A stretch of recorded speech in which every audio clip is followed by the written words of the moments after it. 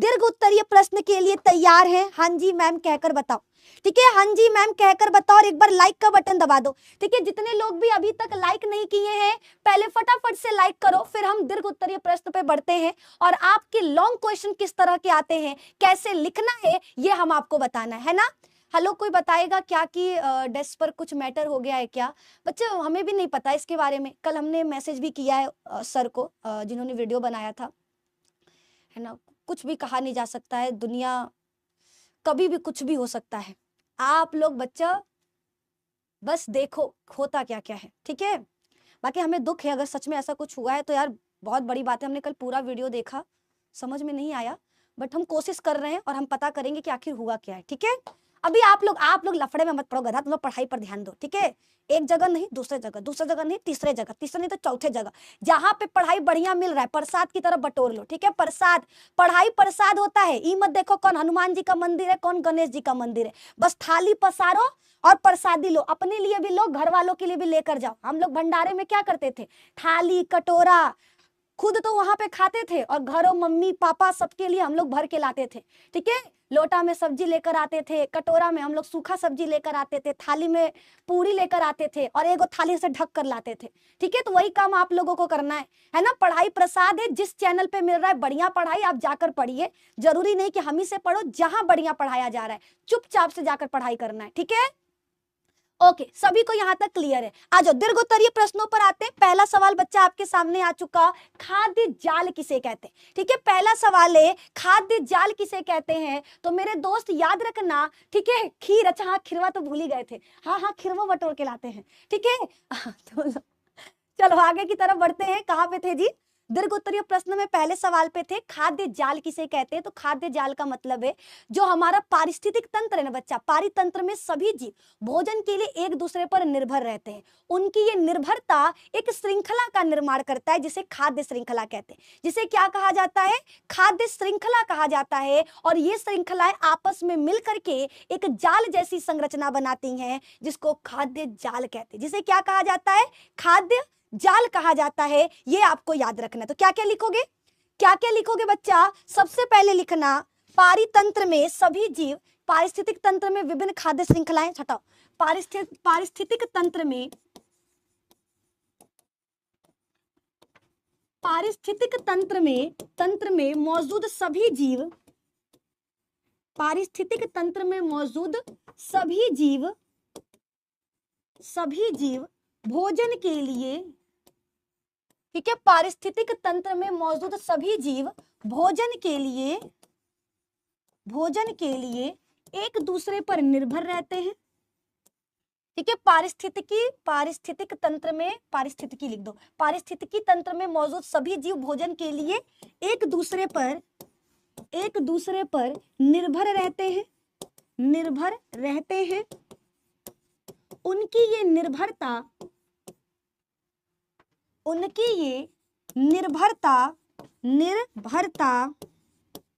एक श्रृंखला का निर्माण करता है। उनकी ये निर्भरता एक श्रृंखला का निर्माण करता है, एक श्रृंखला। लॉन्ग है तो लॉन्ग में भैया ज्यादा लिखना होगा। लॉन्ग क्वेश्चन का आंसर कम से कम 2 पेज में तो देना है ना, 2 पेज से कम नहीं होना चाहिए, ये याद रखना है ना। ये नहीं कि भैया 4 लाइन लिखकर चले आए, 4 लाइन में आपको 5 नंबर नहीं मिलेगा, आपको मजे का लिखना होगा, भर के लिखना होगा, ठीक है।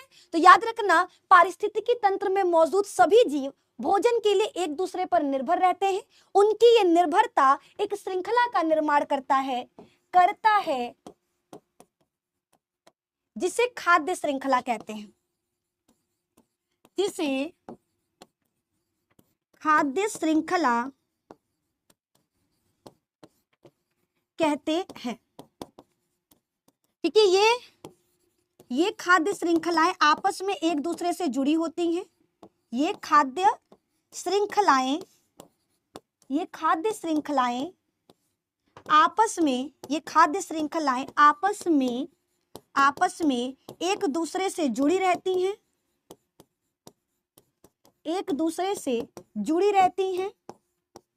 जुड़ी रहती हैं और एक जाल जैसी संरचना बनाती हैं, ठीक है। ये खाद्य श्रृंखलाएं एक दूसरे से जुड़ी रहती हैं और जाल और जाल जैसी अरे अरे रे और जाल जैसी संरचना बनाती है, ठीक है, और जाल जैसी संरचना बनाती है, ठीक है, जिसे खाद्य जाल कहते हैं, जिसे खाद्य जाल कहते हैं, ठीक है, ये आपको याद रखना है, ठीक है, ये बच्चा आपको याद रखना है। क्लियर है?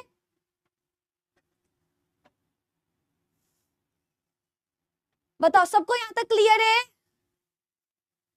जी मैम जी, जी मैम जी, चलो यहाँ तक सभी को क्लियर है, ठीक है, यहाँ तक सभी बच्चों को क्लियर है, कोई डाउट, कोई परेशानी, कोई दिक्कत, कोई समस्या नहीं है ना?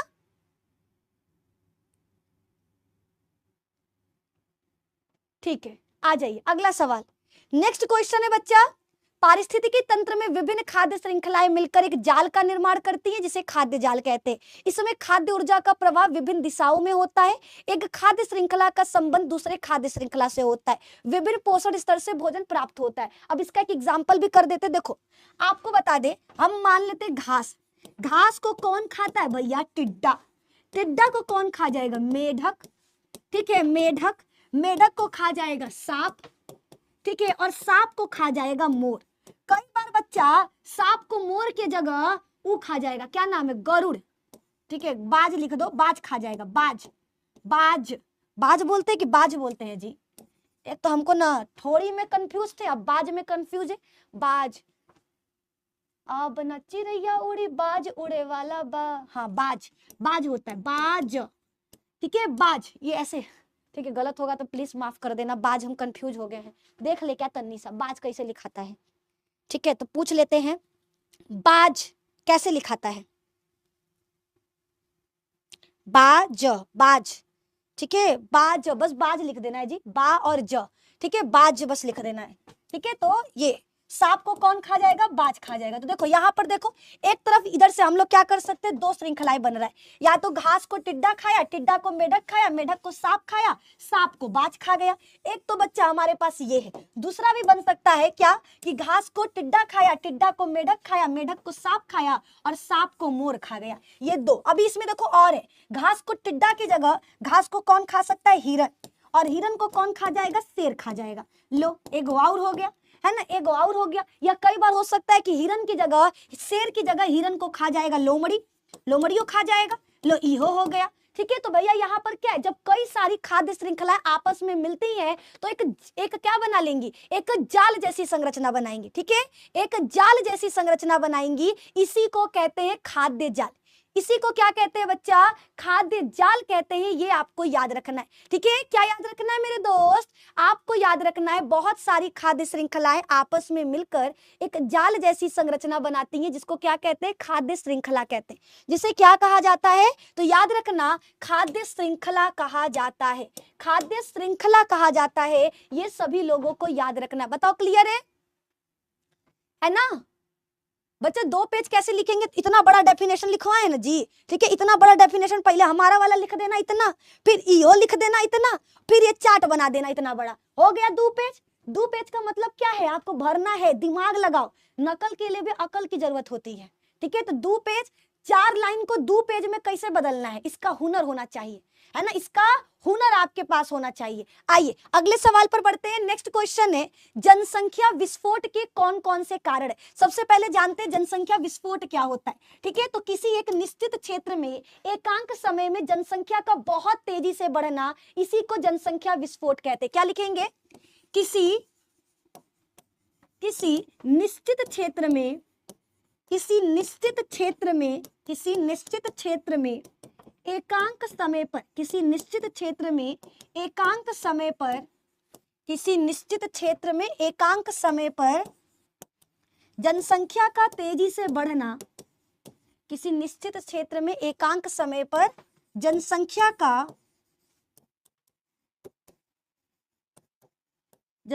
का तेजी से बढ़ना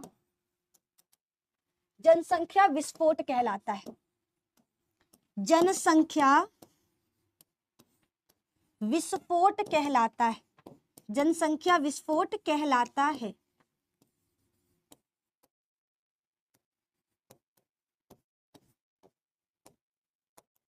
है ना, किसी निश्चित क्षेत्र में एकांक समय पर जनसंख्या का तेजी से बढ़ना क्या कहलाएगा? याद रखना, जनसंख्या विस्फोट कहलाएगा। ठीक है, जनसंख्या विस्फोट कहलाएगा। क्लियर है? बताओ सभी को यहाँ तक क्लियर? हाँ जी मैम, ना जी मैम, फटाफट से बता दो, क्या सभी को यहाँ तक क्लियर है? जी मैम जी, ठीक है, सभी को यहाँ तक क्लियर है। किसी निश्चित क्षेत्र में एकांक समय पर जनसंख्या का तेजी से बढ़ना जनसंख्या विस्फोट कहलाता है। क्या कहलाता है? जनसंख्या विस्फोट। अब रीजन क्या क्या है भैया? रीजन तो बहुत सारा है, ठीक है, पहले हम इसका पढ़ लेते हैं, फिर हम आपको अपना बताते हैं। ठीक है, जनसंख्या विस्फोट का मुख्य कारण है जन्म दर का बढ़ना। भैया बच्चों की संख्या बढ़ती जा रही है, ठीक है, बच्चों की संख्या क्या है? बढ़ती। अब देखो, बेरोजगारी सबसे रीजन, मेन तो रीजन बेरोजगारी है ना। लोग भैया जनसंख्या बढ़ा दे रहे। अब एक घर में 7 बच्चे, अब 7 बच्चों को तो नौकरी नहीं मिल सकता। अब बिहार को ही ले लेते, ठीक है, लोग, हम एक सच्चाई बता रहे बच्चा, इसके लिए हमको बहुत गालियां मिलने वाली, हमको पता है, लेकिन सच बोलने से निधि में हमको कभी डर नहीं लगता है, तो डरेंगे नहीं। एगो सच्चाई बताएं, बिहार में क्या है? ठीक है, बिहार में अगर देखा जाए तो नौकरी ही नहीं है। लोग प्राइवेट नौकरी करने के लिए भी बिहार से दिल्ली जाते हैं। हम अपने भाई की बात कर रहे हैं, मेरा भाई एक नौकरी करने के लिए, वो बिहार में उसको नौकरी नहीं मिला, वो जा करके कोलकाता नौकरी कर रहा है, दिल्ली नौकरी कर रहा है। मेरे बहुत सारे रिलेशन में ऐसे भाई हैं जो बिहार के हैं, लेकिन बिहार में नहीं, कहीं और नौकरी कर रहे। तो बताओ, बिहार में जनसंख्या इतना ज्यादा, लोग भैया इतने बच्चे, एक एक घर में 7-7 बच्चे, 8-8 बच्चे, लेकिन नौकरी है ही नहीं। अब नौकरी नहीं करेंगे तो भैया उनका होगा कैसे? घर कैसे चलेगा? अब वो 8 बच्चे बेरोजगार, अब वो 8 क्या करेंगे? वो 8 और 8 करेंगे, फिर वो 8 क्या करेंगे? उनके पास भी नौकरी नहीं, वो 8 और 8 करेंगे, और इसी तरह से ये बढ़ता जाएगा, इसी तरह से जनसंख्या बढ़ता जाएगा। तो भैया जनसंख्या विस्फोट का मेन रीजन है जन्म दर का बढ़ना। लोग जन्म तो होते जा रहा है, एक दिन में 1000 बच्चे जन्म ले रहे, लेकिन मरने वालों की संख्या कम। भगवान मरे ना कोई बच्चा, है ना, पाप लगेगा हमको ऐसे शब्दों का इस्तेमाल करते हुए, लेकिन देखो सच्चाई बायो में तो हमको बोलना ना पड़ेगा। बायो के अनुसार जन्म दर तो बढ़ रहा है, यानी पैदा होने वाले लोगों की संख्या बढ़ रही है, लेकिन मरने वालों की संख्या कम हो चुकी है, और इसका रीजन है बेहतर चिकित्सा सुविधा। ठीक है, क्या है बच्चा?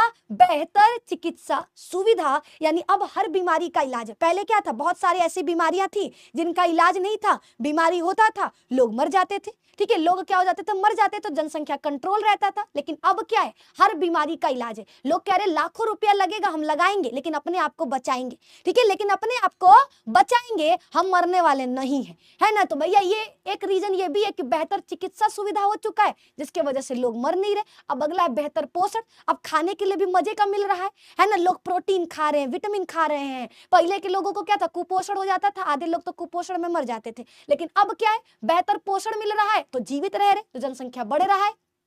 कृषि का विकास हो चुका, खेतीहारी बढ़ चुका, लोग खेती कर रहे हैं, खेती से खाना मिल रहा है, खाना खा रहे दबा करके, अब खाना खाने के बाद दबा करके संतान भी उत्पन्न हो रहा है। यानी यहाँ पर क्या है? ये सारे रीजन है बच्चा जनसंख्या बढ़ने के। अब कारणों की बात करें, मुख्य कारण इसमें से क्या क्या? शिक्षा की कमी, लोग पढ़ ही नहीं रहे। अगर कोई टीचर पढ़ाने भी आएगा ना, कोई टीचर अगर बोल देगा कि हमारे 2 को अपनाओ, कॉन्डम का इस्तेमाल करो, ठीक है, गर्भ निरोधक विधियों को अपनाओ, ठीक है, नसबंदी करवाइए, तो भैया वो टीचर दुनिया के लिए आतंकवादी है। उस टीचर को इतनी गालियां देना, इतनी गालियां देना, इतनी गालियां देना कि वो टीचर कहे प्रभु आप जनसंख्या बढ़ाओ, हम जनसंख्या को कंट्रोल करने वाली विधियां नहीं पढ़ाएंगे। तो सबसे पहला रीजन जनसंख्या बढ़ने का है शिक्षा की कमी। ठीक है, लोगों को जानना ही नहीं है, लोगों को पढ़ना ही नहीं है, लोगों को एक दूसरे को बताना ही नहीं है कि जनसंख्या कैसे कंट्रोल किया जाए, संतान अगर नहीं चाहिए तो कैसे उसको रोका जाए। अब जो अगर इच्छित लोग हैं जिनको संतान चाहिए वो तो ठीक है, लेकिन जिनको संतान नहीं चाहिए वो क्या क्या तरीके अपना करके संतान को कंट्रोल कर सकते हैं, संतान की संख्या को कंट्रोल कर सकते हैं, परिवार का नियोजन कर सकते हैं, ये उनको कैसे पता चलेगा? जबकि वो पढ़ ही नहीं रहे, उनको तो बायो पढ़ना ही नहीं है ना। अगला है बच्चा जल्दी विवाह। ठीक है, पहले के समय में बाल विवाह के लिए कितने सारे हमारे लोग मारे गए। ठीक है, बाल विवाह को रोकने के लिए कई सारी लड़कियां अपना जान दे दी, कई सारे सोशल रिफॉर्मर थे जिन्होंने बाल विवाह को रोकने के लिए कितनी जाने दे दी। लेकिन आज के समय में कूल किया धरा पे गोबर पोता गया है। आजकल बच्चे 15 साल के हो रहे, खुदे बियाह करके बैठे जा रहे। वो कह रहे हैं कि बल्कि पहले का समय ठीक था जो बाल विवाह हो जाता था। है इतने सारे लोग मरे बाल विवाह को रोकने के लिए, और आजकल के बालक और बालिका पैदा होते ही विवाह के सपने देखना शुरू कर दे रहे हैं। तो एक रीजन ये भी है, एक रीजन जनसंख्या बढ़ने का ये भी है जल्दी विवाह। ठीक है, जल्दी विवाह का हो जाना, शादी भैया अगर मान लो 17-18 साल में हो गया, एक लड़की 45 साल तक मां बन सकती है। सोचो जरा कितना समय है, सोचो जरा सोचो, 18 ले लो, 18 साल से लेकर 35 साल, कितना समय है? एक बच्चा होने में 9 महीने का समय लगता है, तो सोचिए वो कितने संतानों को उत्पन्न कर सकती है। एक ये भी हो गया है ना, जल्दी विवाह। अब है कुछ सांस्कृतिक कारण, ठीक है, बहुत सारे लोग ऐसे हैं जिनको लगता है बच्चा तो भगवान की देन है ना, भगवान दे रहा है तो बच्चा हो रहा है, हमको बच्चे को भैया लाना होगा धरती पर। अब उनको कौन समझाए कि ये बच्चा भगवान की देन नहीं है, ये वायु में नर युग्मक और मादा युग्मक के मिलने से बनता है। और अगर आप भगवान की देन समझकर 7-8 बच्चे कर रहे हो तो याद रखना, ये भगवान की देन एक दिन ऐसा आएगा कि आपको भगवान के नाम पर दे पर ला देगा। ठीक है, तो ये भी एक कारण है जनसंख्या बढ़ने का, कि लोगों के मन में ये बना पड़ा है कि ये भगवान की देन है, ये हमारे खुदा ने दिया है और हमको इसको लाना होगा धरती पर। नेक्स्ट है हमारे पास सामाजिक मान्यताएं शामिल है कि बड़े परिवार को प्रोत्साहन मिलता है। ठीक है, बहुत सारे लोगों को लगता है कि अगर हमारे 4 बच्चे होंगे तो जब हम मरेंगे तो चारों बच्चे हमको कंधा देंगे, लेकिन वो आज के समय को भूल चुके हैं। आज कलयुग चल रहा है, कलयुग चल रहा है। एक दादी, आपको हम एक घटना बताते हैं, एक दादी है, उनके 4 बच्चे थे, 4 बच्चे, चारों को वो औरत यार पढ़ाई लिखाई सब कुछ की, अपना जमीन जायदाद बेचकर बाद में वो चारों बच्चे कमाने चले गए, अपना शादी ब्याह करके घर कहीं और जाके बस गए। वो बुढ़िया दादी अपने गांव में अकेली रहती थी, अकेली खाना बनाए सब करे, और वो मर गई। बच्चा, कोई एक बच्चा उसका नहीं आया देखने के लिए। वो तो 4 बच्चे पैदा की कि अरे चलो ये 4 बच्चे हमको आगे हमारी जिंदगी अच्छा करेंगे, इनको पढ़ाएंगे लिखाएंगे तो ये 4 बच्चे क्या करेंगे, जब हम मरेंगे तो चारों कंधा हमको देंगे, कम से कम हमको भगवान के पास सम्मान के साथ भेजेंगे। लेकिन वो चारों बच्चे क्या किए, चारों बच्चे अपना पलड़ा झाड़ लिए, चारों को माँ से कोई मतलब नहीं। तो अगर कोई ये सोचकर 4 से 5 बच्चे पैदा कर रहा कि ये बच्चे मेरे बुढ़ापे का सहारा बनेंगे, ये बच्चे आगे चलकर हमको शमशान तक पहुंचाएंगे, ये बच्चे हमको कंधा देंगे, तो मेरे दोस्त ये कलयुग का समय चल रहा है। यहाँ आज पुत्र नहीं कुपुत्र पैदा हो रहे हैं। ठीक है, पैदा होते ही वो सीधा कह देते हैं कि माँ तुम अपना देखो, हम अपना देख लेंगे। इसीलिए चाहे 4 बच्चा हो या 2 बच्चा हो, माँ बाप को खुद के लिए जीना पड़ेगा, खुद के लिए भी सोचना पड़ेगा कि अगर ये साथ नहीं देते हैं तो आपको आगे कैसे आगे गुजारा करना है, कैसे चलना है। और बच्चों को भी यही बोलेंगे, यार जो माँ बाप का नहीं वो दुनिया में किसी का नहीं होगा, है ना। और एक दिन हम सबको ऊपर जाना है, एक दिन आपके भी बच्चे होंगे, जो आप अपने माँ बाप के साथ करोगे, एक दिन वही बच्चे आपके साथ भी करेंगे। तो सोच समझकर अपना कदम उठाइएगा, ठीक है, वही करिएगा जो उल्टा आपके पास आए। कर्मा क्योंकि लौट कर आता है, तो जब आपके पास लौट कर आए तो आपको पछतावा ना हो कि मैंने अपने माँ के साथ क्या किया था, मैंने अपने पिता के साथ क्या किया था। ठीक है, चलिए, तो ये हमारे रीजन है जिसके वजह से जनसंख्या बढ़ रहा है। आप इसको बढ़ा चढ़ा के लिखना, ठीक है, आप इसको क्या करना, बढ़ा चढ़ा के एकदम कम से कम 1 से 1.5 पेज में लिख देना। जब हम बोर्ड का एग्जाम दिए थे तो मेरे बोर्ड के एग्जाम में ये सवाल आया था। ठीक है, जनसंख्या कंट्रोल कैसे किया जाए, हमने भर कर इसका आंसर 4 पेज में दिया था, 4 पेज। ठीक है, तो आप लोग भी कोशिश करना कि 2 से 3 पेज में इस सवाल का जवाब दे देना, है ना। 2 से 3 पेज में इस सवाल का जवाब बच्चा आपको दे देना है, ये आपको याद रखना है। क्लियर है? हाँ जी, फटाफट बताओ, क्लियर है? आइए अगला सवाल, अगले सवाल पर बढ़ा जाए। क्या है अगला सवाल, आ जाओ देखा जाए। नेक्स्ट क्वेश्चन हमारे पास आ चुका है। सवाल है, लिंग गुणसूत्रीय ट्राइसोमी पर टिप्पणी लिखिए। ठीक है, वो कौन सा रोग है जो 3 गुणसूत्र हो जाने की वजह से उत्पन्न होता है। तो याद रखना, सबसे पहले गुणसूत्रीय विकार किसे कहते हैं, सबसे पहला चीज गुणसूत्रीय विकार किसे कहा जाता है। तो ऐसा रोग जो गुणसूत्र में, ऐसा रोग जो गुणसूत्र में परिवर्तन, ऐसा रोग जो गुणसूत्र में परिवर्तन, ठीक है, ऐसा रोग जो गुणसूत्र में परिवर्तन अर्थात संख्या या आकार में बदलाव के कारण उत्पन्न होता है। अर्थात गुणसूत्रों में संख्या या आकार में बदलाव के कारण, संख्या या आकार में बदलाव के कारण उत्पन्न होता है। ठीक है, ऐसा रोग जो गुणसूत्र में परिवर्तन अर्थात गुणसूत्रों में संख्या या आकार में बदलाव के कारण उत्पन्न होता है,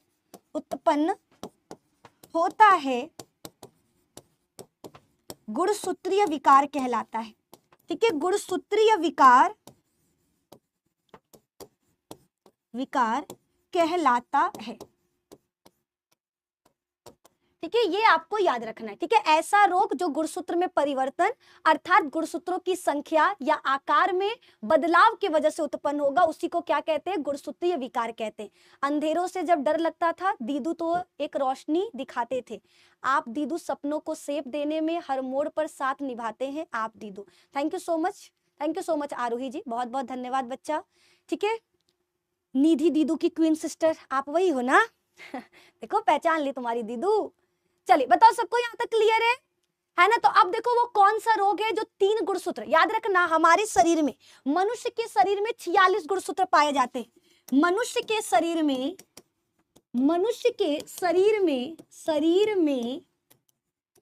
46 गुणसूत्र, 46 गुणसूत्र पाए जाते हैं। 46 गुणसूत्र पाए जाते हैं जो जोड़ियों में उपस्थित होते हैं, जो जोड़ियों में उपस्थित होते हैं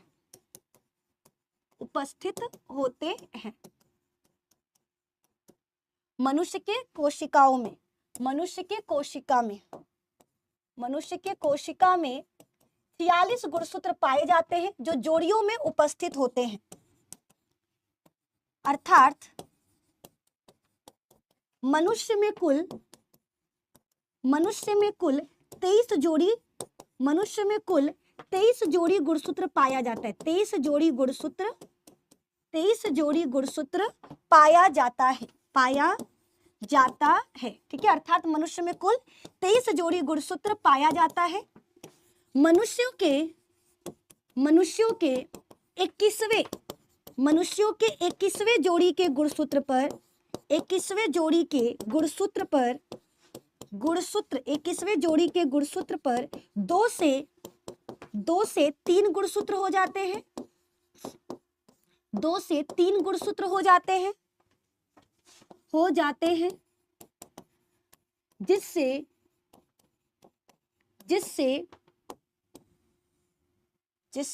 डाउन सिंड्रोम नामक रोग उत्पन्न होता है। जिससे डाउन सिंड्रोम नामक विकार उत्पन्न होता है।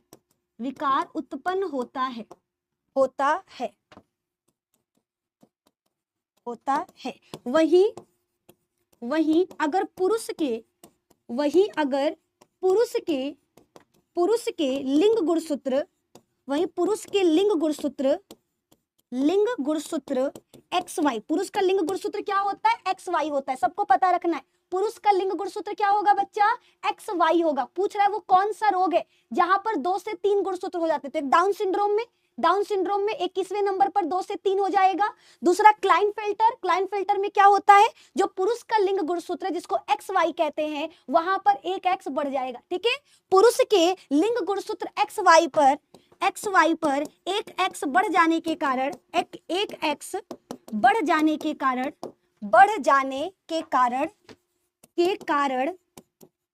क्लाइनफेल्टर सिंड्रोम बढ़ जाने के कारण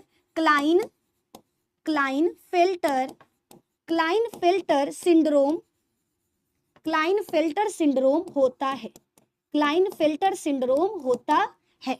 एक और रोग है बच्चा। ठीक है, 2 हो गया, एक और याद रखना। तीसरा होगा मादा के लिंग गुणसूत्र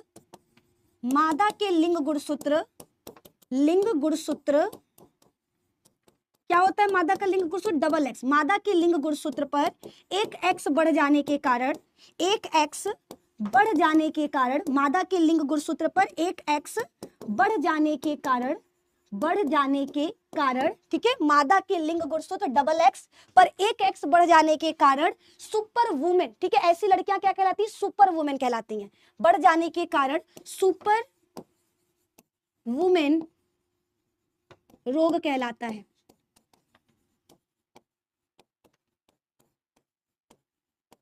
ठीक है, ये आपको याद रखना है। बताओ यहां तक सबको क्लियर है? बोलो बोलो, क्या सभी को क्लियर है? ठीक है, वेलकम राजीव, आपका स्वागत है बच्चा, आपका स्वागत है। ठीक है निधि मैम, मैं जीडी की तैयारी करता हूँ फिर भी आपकी क्लास देखता हूँ। Thank you so much Guddu ji, बहुत बहुत धन्यवाद। ठीक है, एक एक्स बढ़, देखो सब में क्या हो रहा है, सब में आपका 2 से 3 गुणसूत्र हो रहे हैं, ठीक है, 2 से 3 गुणसूत्र हो रहे हैं, ये आपको याद रखना है, 2 से 3 गुणसूत्र हो रहे हैं, ये बच्चा आपको याद रखना है, ठीक है। तो कौन कौन से रोग है जहां पर 2 से 3 गुणसूत्र हो रहे हैं, तो लिंग गुणसूत्र ट्राइसोमी एक आनुवांशिक स्थिति है जिसमें एक व्यक्ति में सामान्य 2 के बजाय 3 लिंग गुणसूत्र हो जाते हैं, ठीक है, जिससे गुणसूत्र की संख्या 46 से कितना हो जाएगा, 47 हो जाएगा, जिससे क्या होगा बच्चा, 46 की जगह, ठीक है, 47। दीदू आपका फोटो वॉलपेपर लगाए, दीदू आपका फोटो, ओ माय गॉड, मेरा फोटो वॉलपेपर पर लगाए हो भैया, तुमको हमको देख देख के तुमको टेंशन हो जाएगा, ठीक है, हमारा डरावना वाला फोटो लगाना जिसमें मैं ऐसे डंडा लेके खड़े हो, ठीक है, ताकि जब जब देखो तो याद रहे कि निधि मैम कब्बो डंडा लेकर आ जाएंगे, पढ़ाई करना होगा, ठीक है, जब वो तुम किस इंस्टाग्राम पे कोनो लड़की का फोटो ताड़ रहे हो, रील देख रहे हो, व्हाट्सएप पे किसी से बतिया रहे हो, ठीक है, तुरंत हमारा फोटो सामने आ जाना चाहिए और ऐसे डंडा लेकर, ठीक है, जैसे ही हमको देखो तुरंत रख देना, अरे नहीं निधि मैडम आ जाएंगे डंडा लेकर, पटाख से पढ़ने बैठना है, ठीक है ना अभिजीत जी, डंडा वाला फोटो लगाओ, डंडा है नहीं तो वरना तुमको हम पोज दे देते हैं, रुक जाओ, ये बोतलवे से काम चलाते हैं, बड़ा भारी है जी निधि मैम, है ना, चलो ठीक है, डरावना तो हमारा चेहरा है ही नहीं, मेरा चेहरा तो क्यूट है ना, क्यूट है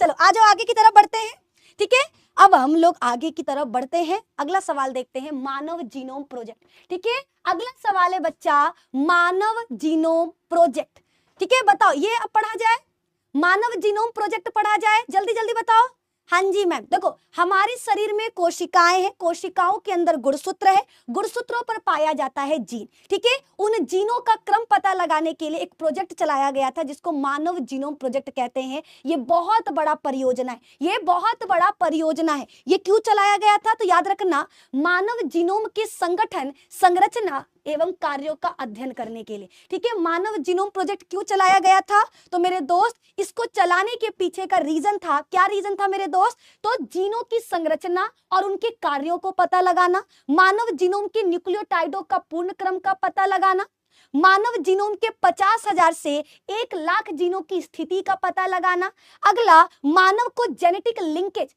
ठीक है, मानव का जेनेटिक लिंकेज मैप तैयार करना, अगला मानव जीनोम से संबंधित डाटाबेस तैयार करना, डीएनए क्लोनिंग एवं डीएनए सीक्वेंसिंग जैसे आनुवांशिक तकनीकों को विकसित करना, ठीक है, इसलिए मानव जीनोम प्रोजेक्ट चलाया गया था, ये आपको याद रखना है, ठीक है, मानव जीनोम प्रोजेक्ट क्यों चलाया गया था, तो सबसे पहला रीजन है बच्चा, मानव जीनोम चलाने के पीछे का सबसे पहला रीजन जीनोम के संगठन, जीनोम किसको कहते हैं, जीनों की संख्या, ठीक है, जीनोम किसको कहा जाता है बच्चा, जीनों की संख्या को कहा जाता है, ठीक है, तो मानव जीनोम के संगठन, संरचना एवं कार्यों का अध्ययन करने के लिए हम मानव जीनोम परियोजना चलाएं, न्यूक्लियोटाइडो डीएनए पर क्या होते हैं, डीएनए आपका किस चीज से मिलकर बना होता है, न्यूक्लियोटाइडो से मिलकर बना होता है, तो न्यूक्लियोटाइडो का क्रम पता लगाने के लिए इस परियोजना को चलाया गया था, मानव जीनोम के 50,000 से 1,00,000 जीनों की स्थिति वो कहां पाए जाते हैं, ये पता लगाने के लिए इसको लाया गया था, ठीक है, मानव का जीनोम लिंकेज मैप तैयार करने के लिए, मानव का क्या बच्चा, मानव जीनोम से संबंधित डाटाबेस तैयार करने के लिए, डीएनए क्लोनिंग एवं डीएनए सीक्वेंसिंग जैसी आनुवांशिक तकनीकों को विकसित करने के लिए मानव जीनोम परियोजना को चलाया गया था, ये आपको याद रखना है, बोलो क्लियर है, बताइए बताइए क्या सभी को क्लियर है, हाँ या ना, हाँ या ना, बोलो बोलो, क्या सभी को क्लियर है, हाँ जी मैम, हाँ जी मैम, ठीक है, लगभग हमको लग रहा है हर बच्चे को यहां तक तो समझ में आ गया है, ठीक है, यहां तक सबको समझ में आ गया है, अगला सवाल है मिलर का प्रयोग, ठीक है, नेक्स्ट क्वेश्चन बच्चा क्या है, मिलर का प्रयोग, देखो बच्चा याद रखना, दो वैज्ञानिक, एक थे हमारे ओपेरिन, दूसरा हॉल्डेन, ठीक है, ओपेरिन तथा हॉल्डेन ने, लिखेंगे ओपेरिन, ओपेरिन तथा हॉल्डेन, ओपेरिन तथा हॉल्डेन नामक वैज्ञानिक ने, ओपेरिन तथा हॉल्डेन नामक दो नामक वैज्ञानिकों ने जीवन की उत्पत्ति को लेकर, जीवन की उत्पत्ति का रासायनिक विकास सिद्धांत दिया, रासायनिक विकास सिद्धांत दिया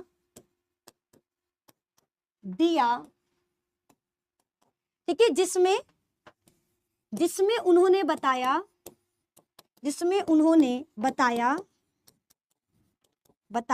कि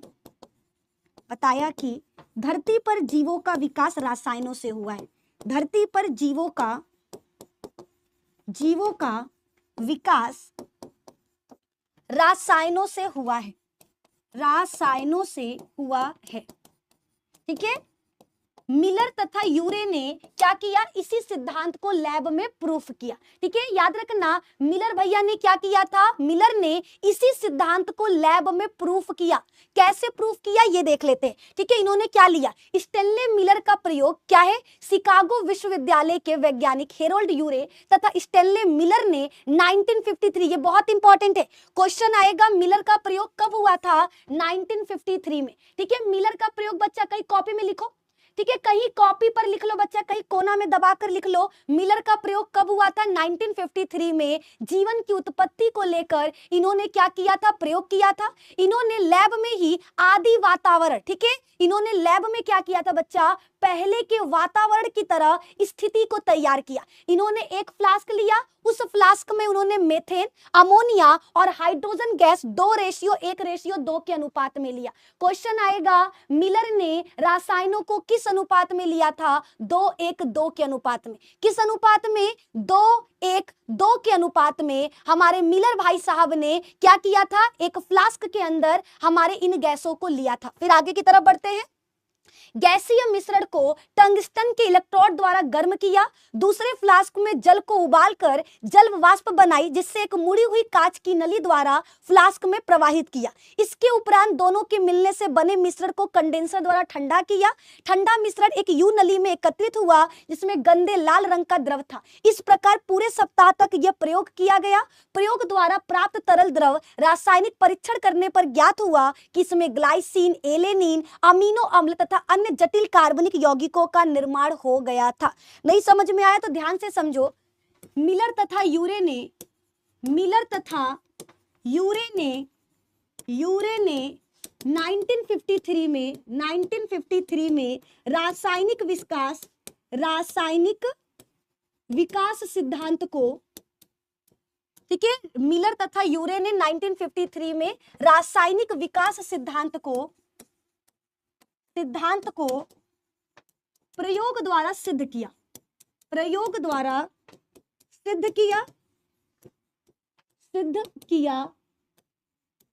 आगे इन्होंने लैब में ही, ठीक है, बताओ तापमान कितना था, 800 डिग्री था कि 600 डिग्री, ये हमको बता फटाफट से तो। ठीक है, जल्दी बताइए, इस सवाल का जवाब बताओ क्या होगा। ठीक है, मिलर ने तापमान क्या रखा था अपने प्रयोग के लिए, मिलर के द्वारा जो उन्होंने अपना प्रयोग किया था उसमें तापमान क्या रखा था, ये हमको बताओ। आई थिंक 800 डिग्री सेल्सियस था। आप बताओ 800 डिग्री सेल्सियस, 600 या 800, जो लग रहा है फटाफट से बताओ, 600 या 800। मिलर तथा यूरे ने 1953 में रासायनिक विकास सिद्धांत को प्रयोग द्वारा सिद्ध किया। इन्होंने लैब में आदि वातावरण जैसी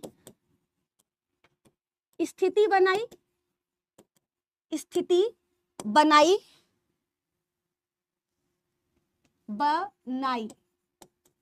उसके बाद इन्होंने लैब में आदि वातावरण जैसी स्थिति बनाई। इसके बाद होगा बच्चा नेक्स्ट, बनाई। इन्होंने दो फ्लास्क लिया।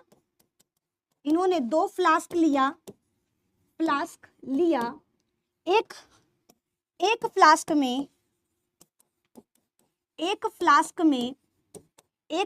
में इन्होंने मेथेन अमोनिया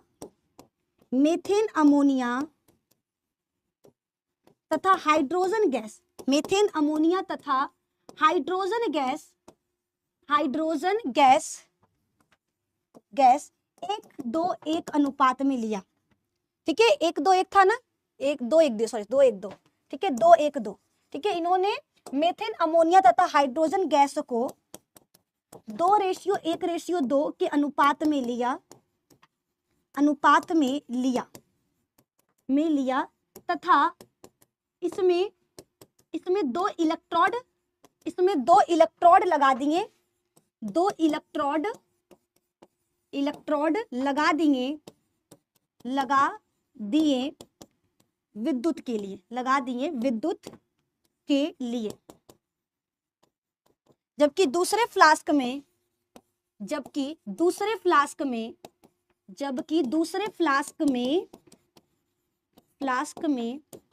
गर्म पानी, ठीक है, दूसरे फ्लास्क में पानी को 800 डिग्री सेल्सियस पे गर्म करते रहे, 800 डिग्री सेल्सियस पर गर्म कर रहे थे। ठीक है, ये परीक्षण 1 हफ्ते तक चला। ये परीक्षण 1 हफ्ते तक चला, 1 हफ्ते तक चला। अंत में उन्हें लाल रंग का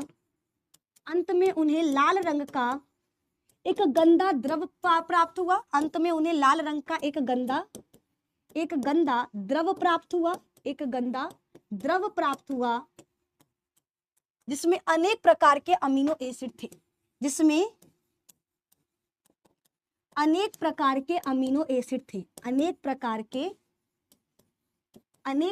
के अमीनो एसिड्स थे। इससे यह प्रूफ हुआ, इससे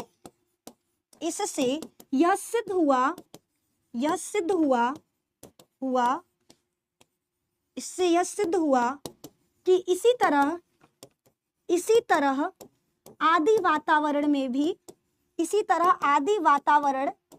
आदि पृथ्वी यानी पहले की पृथ्वी, इसी तरह आदि पृथ्वी पर भी ऐसी अभिक्रियाएं हुई होंगी। अरे यार क्यों डिलीट हो जाता है? ऐसी अभिक्रियाएं हुई होंगी जिस कारण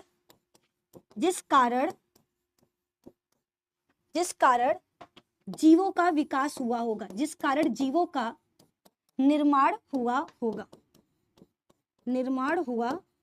होगा। ये आपको लिख देना है, ठीक है, लिख कर बताएं ताकि आप लोगों को बच्चा समझ में आ जाए, है ना, आप लोगों को समझ में आ जाए। क्लियर है? हाँ भगवान थक गए, लॉन्ग क्वेश्चन है बच्चा ना, तो इतना तो लिखना पड़ेगा, है ना, छोटा नहीं है। जैविक खाद किसे कहते हैं? तो मेरे दोस्त याद रखना, एक प्रकार का उर्वरक है, ठीक है, सूक्ष्म जीवों के द्वारा प्राप्त ऐसा उर्वरक जो फसलों की मात्रा को बढ़ाने का काम करता है, हम उसे क्या कहते हैं? जैव उर्वरक कहते हैं। ठीक है, एक प्रकार का उर्वरक है जो पूरी तरह से प्राकृतिक स्रोतों जैसे पशु खाद, पौधों के अवशोष, कंपोस्ट, समुद्री शैवाल से बनाए जाते हैं। यह मिट्टी की भौतिक और रासायनिक संरचनाओं में सुधार करता है, जिससे पौधों के लिए पोषक तत्वों को अवशोषित करना आसान हो जाए। ठीक है, तो याद रखना, जैव उर्वरक किसको कहेंगे? सूक्ष्म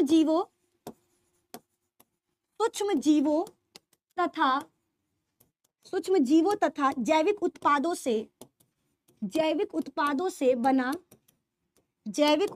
से बना ऐसा खाद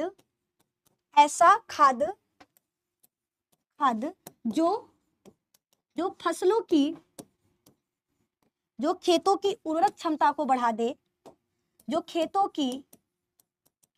की उर्वरक क्षमता को बढ़ा दे, जो खेतों की उर्वरक क्षमता को बढ़ा दे। ठीक है, सूक्ष्म जीवों तथा जैविक उत्पादों से बना ऐसा खाद जो खेतों की उर्वरक क्षमता को बढ़ा दे ताकि फसलों की, ताकि अधिक मात्रा में फसल प्राप्त हो सके, ताकि अधिक मात्रा में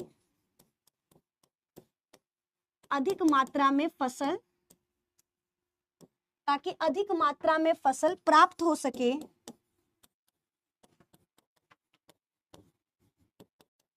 जैव उर्वरक कहलाता है।